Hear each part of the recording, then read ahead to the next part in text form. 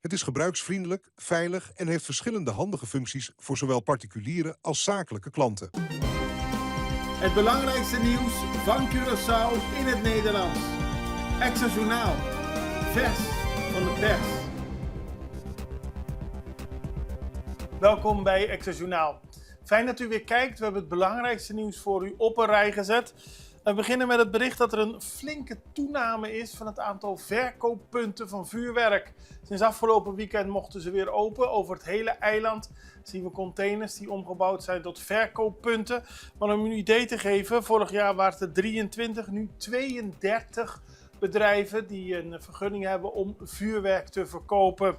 En die zijn de afgelopen periode gecontroleerd door het multidisciplinaire team van onder meer het ministerie van Economische Ontwikkeling, SBAP en SOAW. De brandweer heeft ook gecontroleerd en daaruit kwam naar voren dat sommige van de bedrijven vuurwerk in bezit hebben dat nog niet was gekeurd. Dat mag natuurlijk niet. Alleen gekeurd vuurwerk kan worden verkocht. Ook waren er vragen over de prijsindexatie en de valuta waarin de prijs werd vermeld. Dat moet gewoon in Antilliaanse gulden volgens de multidisciplinaire team. Ook werd vastgesteld dat er minderjarige kinderen werkzaam waren op de locaties, maar deze mogen alleen maar zakken vullen en klanten helpen om hun aankopen naar de auto te dragen. Ze mogen niet daadwerkelijk verkopen. Ook is er vuurwerk aangetroffen dat afkomstig was uit het jaar 2022. En die moeten meteen uit de handel worden genomen. Die zijn te oud. De komende dagen blijft er gecontroleerd worden.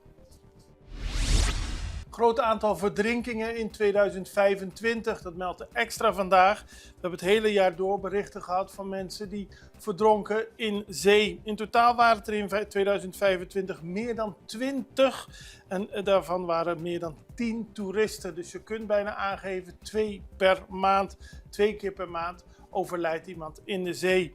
Afgelopen zaterdag werd nog iemand in het water aangetroffen. Die is door reanimatie gered. Dat was bij Playa Piscador. Maar afgelopen donderdag is bij Bahia Beach een Amerikaanse toerist overleden.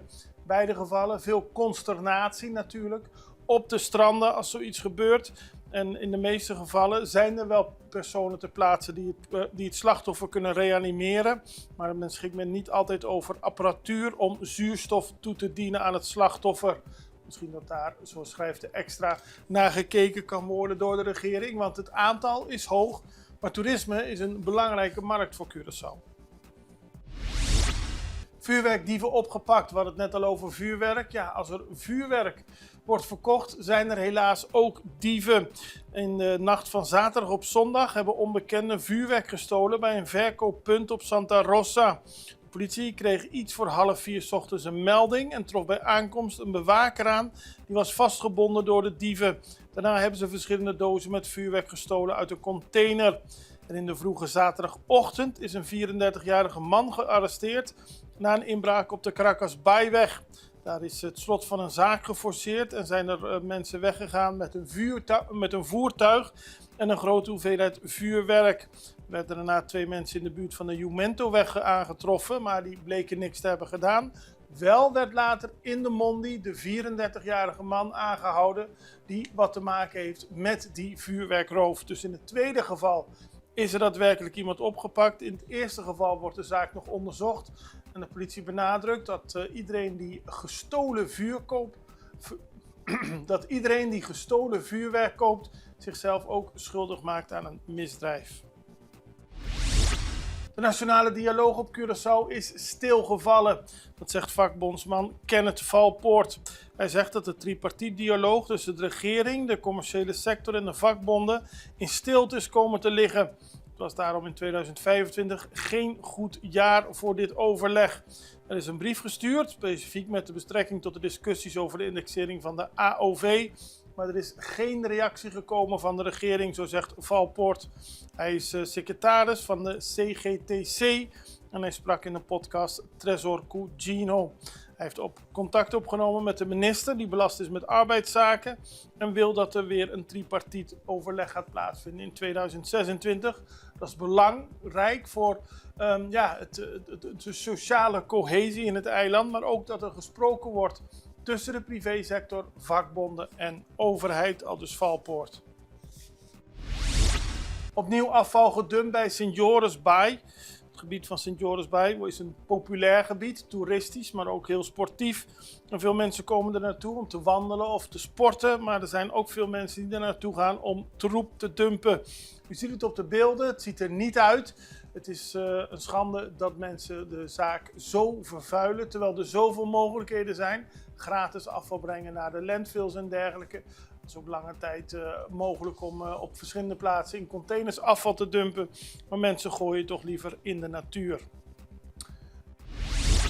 Kitesurfer gewond geraakt.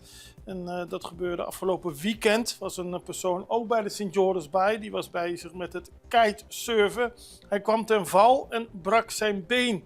Moest een ambulance komen. De man klaagde natuurlijk over hevige pijn.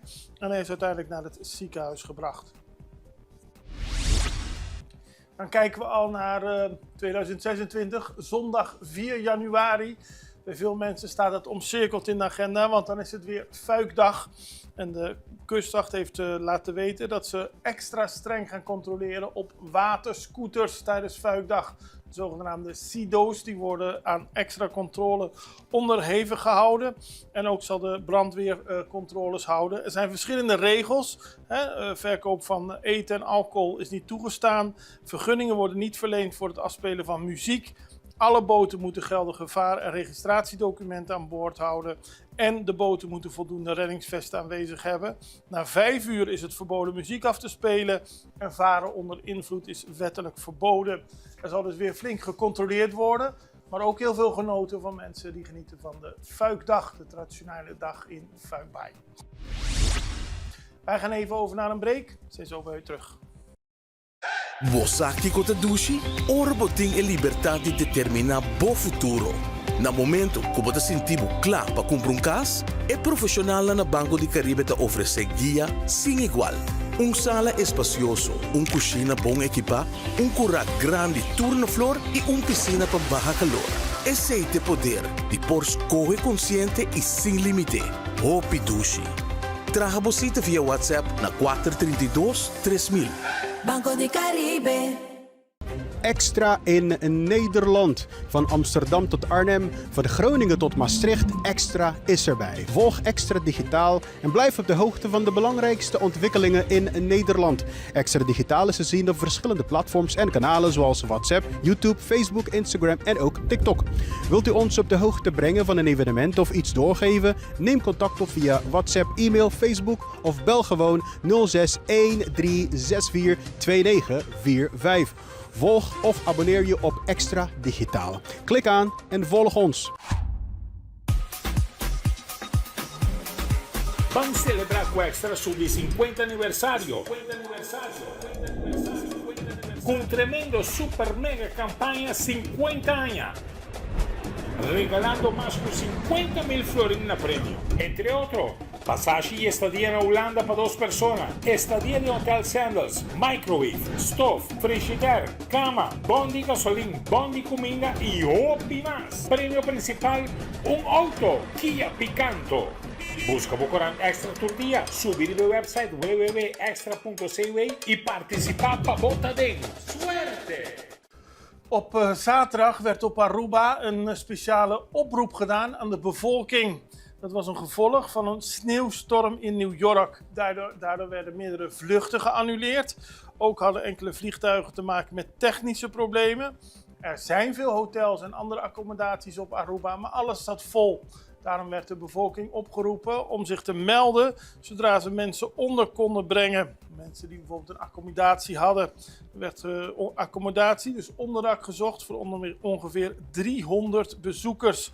Het ging om mensen die een appartement of een woning of iets dergelijks over hadden. En aan het eind van de dag, iets na 11 uur, verscheen op bericht op Facebook dat alle gestrande passagiers onderdak hadden gevonden. En de Arubaanse bevolking werd bedankt. En de regering vindt het fijn dat de mensen zo snel reageerden. Want ja, iedereen die reist kan het overkomen. Er kan iets gebeuren waardoor je niet meer kunt vliegen. Dan is het fijn als je toch gewoon ergens normaal de nacht kunt doorbrengen. Dan gaan we naar de kerstboodschap van gouverneur Maurits de Kort. Die heeft de bevolking van Curaçao toegesproken. Voor het eerst een kerstboodschap van de Kort. Die is in november aangetreden als nieuwe gouverneur. En hij zegt dat in deze turbulente tijd er de hoop is dat Kerstmis een gevoel van vrede en veiligheid zal brengen. Zowel binnen gezinnen en vriendengroepen als op de werkvloer met collega's. En volgens hem biedt deze periode iedereen de gelegenheid om even afstand te nemen van de dagelijkse routine. En hij heeft een boodschap voor de bevolking van Curaçao om verdraagzaam te zijn. Want mensen moeten met elkaar verder leven. En daarbij staat het niet, is het geen goed idee om haatdragend te zijn, maar juist verdraagzaam binnen vriendengroepen, binnen collega's, binnen families op ons mooie eiland. En ook minister-president Gilma Pik-Pisas heeft een eindejaarsboodschap gegeven. Hij zegt dat iedereen die nu niet op Curaçao woont, maar wel van Curaçao afkomstig is, vergeet niet, je kunt altijd terug naar huis komen. Thuis blijft altijd thuis en het is altijd goed om terug te komen. Verder ziet hij het jaar 2026 als een jaar van hard werken, vernieuwing en nieuwe kansen. Hij wenst iedereen gezondheid, vooruitgang en zegeningen voor iedereen. Dan gaan we tenslotte nog naar internationaal nieuws. Een vreselijk bericht uit Suriname. Er heeft een man dit weekend 9 mensen doodgestoken. Er zijn meerdere mensen nog gewond geraakt. Maar hij heeft in ieder geval 5 kinderen doodgestoken. Buren doodgestoken. Hij heeft heel veel mensen om het leven gebracht. En dat zorgde voor heel veel commotie natuurlijk in Suriname. Volgens lokale media kampte de man met psychische problemen. En 4 van zijn eigen kinderen kwamen om bij de woedeaanval. En de man moest uiteindelijk in zijn been worden geschoten en is onder politietoezicht opgenomen in het ziekenhuis. Toen de politie kwam was hij nog steeds helemaal door het lint. Een zeer treurige zaak. Surinaamse president Jennifer Geerling-Simons heeft op de dodelijke steekpartij gereageerd. En ook de Nederlandse premier Dick Schoof. We gaan einde maken aan Extra Journaal en we zijn er morgen weer. Ik hoop u ook. Allerbeste. Tot ziens. Dag.